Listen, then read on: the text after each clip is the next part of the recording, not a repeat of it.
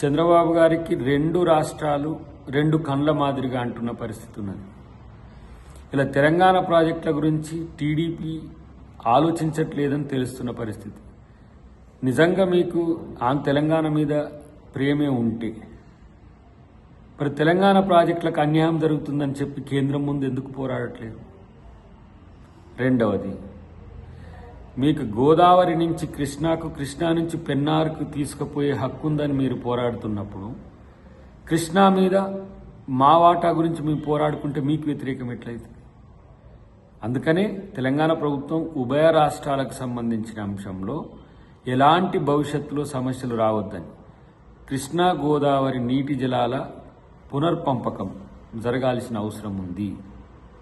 శాశ్వత పరిష్కారం కొరకు తెలంగాణ ప్రభుత్వం ప్రయత్నం చేస్తుంది తప్పితే ఆంధ్రప్రదేశ్ ప్రభుత్వానికో ఆంధ్రప్రదేశ్ ప్రజలకు వ్యతిరేకంగా పనిచేయటం లేదు. కాంగ్రెస్ పార్టీ విధానం కాదు, తెలంగాణ ప్రభుత్వం విధానం కూడా కాదు.